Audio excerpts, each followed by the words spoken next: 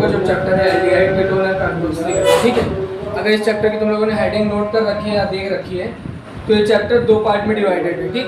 एक पार्ट है तुम्हारा एल्डिहाइड और कीटोन का और एक पार्ट है तुम्हारा कार्बोक्सिलिक एसिड का, ठीक है। ये दो पार्ट हैं, एक पार्ट एल्डिहाइड और कीटोन हम लोग साथ में पढ़ेंगे और कार्बोक्सिलिक एसिड को हम लोग साथ में पढ़ेंगे, ठीक है। इससे पहले तुम लोग ऑर्गेनिक के दो चैप्टर पढ़ के आ रहे हो, पहला हेलो एल्केन और हेलो एरीन और दूसरा अल्कोहल फिनॉल और ईथर, ठीक है। यह जब चैप्टर हम लोग पढ़ते हैं तो इस चैप्टर की शुरुआत होती है कार्बोनिल ग्रुप से। इस चैप्टर की शुरुआत होती है कार्बोनिल ग्रुप से।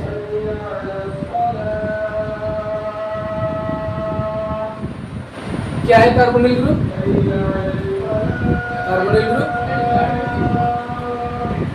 कार्बोनिल ग्रुप हम लोग बोलते हैं किसको?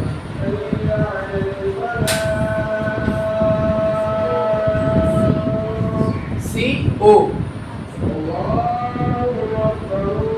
कार्बोनिल ग्रुप हम लोग बोलते हैं CO को, ठीक है। काफी बार बताया गया है कि एल्डिहाइड का फॉर्मूला क्या होता है? RCOH। कीटोन का क्या होता है? RCOR। और कार्बोक्सिलिक एसिड का क्या होता है?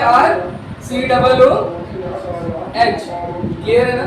और इन तीनों में एक चीज कॉमन होती है, क्या? CO, ठीक।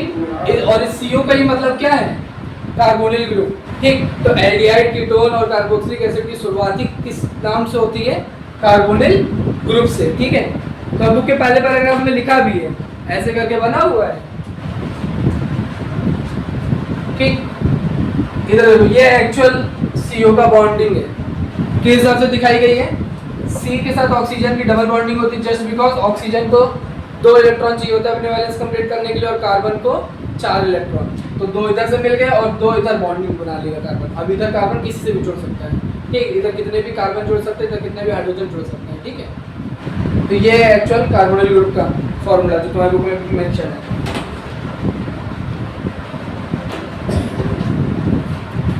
इस चैप्टर के पहले पैराग्राफ में एक वर्ड लिखा है हाइड्रोक्सिल मायोटी। अब ये वर्ड कोई भी नहीं पढ़ता, अगर मान लो एमसीक्यू में आ जाए, एनसीईआरटी की लाइन में एक छोटा सा वर्ड लिखा है हाइड्रोक्सिल मायोटी। इसका मतलब क्या है? ये OH, जैसे हम लोग यहाँ CO पढ़ रहे हैं वैसे ही OH जो इसको बोलते हैं हाइड्रोक्सिल ग्रुप, इसको तुम लोगों ने पढ़ रखा है हाइड्रोक्सिल ग्रुप।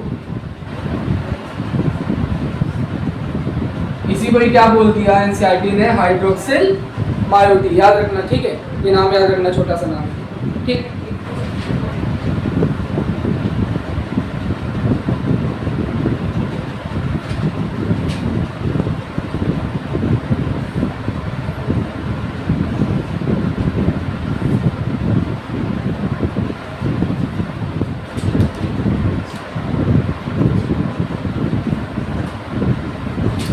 तो देखो, एल्डिहाइड कीटोन और कार्बोक्सिलिक एसिड जो चैप्टर है, ये एल्डिहाइड कीटोन और कार्बोक्सिलिक एसिड जो चैप्टर है, 2 चीज़ हम लोग एक साथ पढ़ेंगे और एक चीज़ हम लोग अलग से पढ़ेंगे, ठीक। इन दोनों की सारी चीज़ें अभी हम लोग पीछे पढ़ के आ रहे हैं। ऑर्गेनिक के जितने भी चैप्टर तुम्हारा हेलो एल्केन, हेलो एरीन हो गया, अल्कोहल फिनॉल हो गया, सब में हम लोग किस हिसाब से पढ़े? सबसे पहले हम लोगों ने उसके बारे में जाना, ठीक। सबसे पहले मान लो अल्कोहल की बात करें तो सबसे पहले हम लोगों ने अल्कोहल के बारे में जाना, फिर नोमेनक्लेचर देखा। अब नोमेनक्लेचर 2 तरीके के होते हैं, आईपीसी नोमेनक्लेचर होता है और कॉमन नेम होता है, ठीक है। 2 तरीके के नोमेनक्लेचर होते हैं, उसको जाना। उसके बाद हम लोग किस पे आते हैं? उसकी फिजिकल प्रॉपर्टीज पे। फिजिकल प्रॉपर्टीज जानने के बाद हम लोग किस पे आते हैं? उसके प्रिपरेशन पे, कि अल्कोहल फिनॉल इन सारी चीज़ों को प्रिपेयर कैसे किया जाता है, ठीक है। प्रिपरेशन जानने के बाद हम लोग किस पे आते हैं? उसकी केमिकल प्रॉपर्टीज पे, ठीक।